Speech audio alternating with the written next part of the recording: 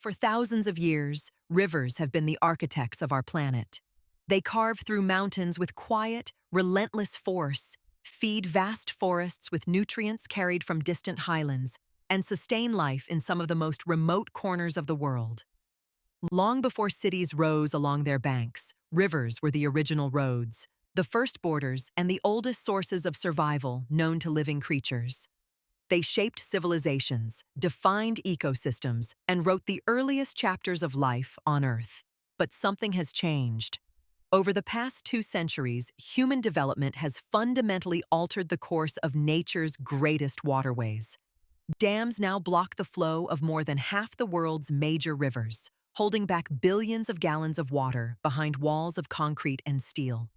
Cities have spread across floodplains that once absorbed seasonal floods. Agricultural irrigation draws enormous volumes of water away from riverbeds, leaving some rivers so depleted they never reach the sea. The Colorado River in the American Southwest, once a powerful force that carved the Grand Canyon over millions of years, now barely trickles to the ocean.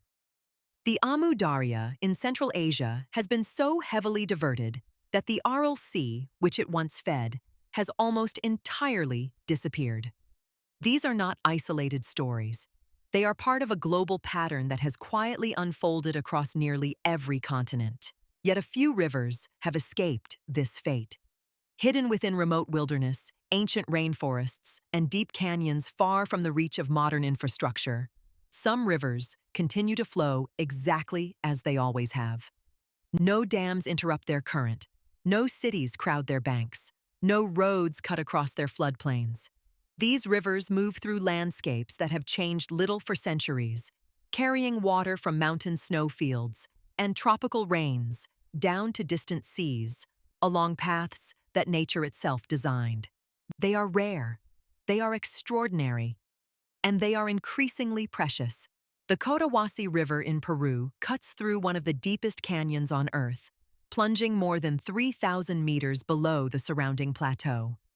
Its remote location has kept it largely untouched, and its waters rush through a landscape of extraordinary geological drama.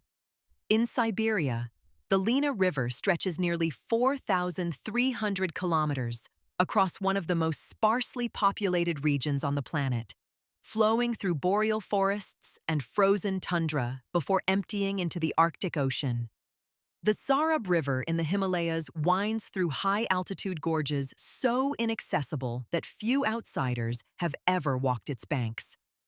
And in the Congo Basin, tributaries of the Congo River still flow through the second-largest tropical rainforest on Earth, sustaining ecosystems of staggering biodiversity that scientists are only beginning to understand. These wild rivers do far more than simply move water from one place to another. They are the circulatory systems of entire ecosystems. Their seasonal floods deposit rich sediments across surrounding lands, creating some of the most fertile soils on Earth. Their banks provide corridors for wildlife migration, connecting habitats across vast distances. Their waters carry nutrients from mountain peaks to ocean floors, feeding food chains that span entire continents. The fish that swim in free-flowing rivers travel hundreds of kilometers to spawn, and their journeys are only possible because the river remains unbroken from source to sea. Remove a single dam, and entire species can begin to recover. Restore a single floodplain, and forest can return within years. The story of Earth's last wild rivers is not simply a story about water. It is a story about what the natural world looks like when human interference steps aside and allows ancient systems to function as they were designed. These rivers have been flowing for millions of years. They have outlasted ice ages, survived volcanic eruptions, and carved some of the most breathtaking landscapes our planet has ever produced. They represent something increasingly rare in the modern world, a place where nature still operates on its own terms.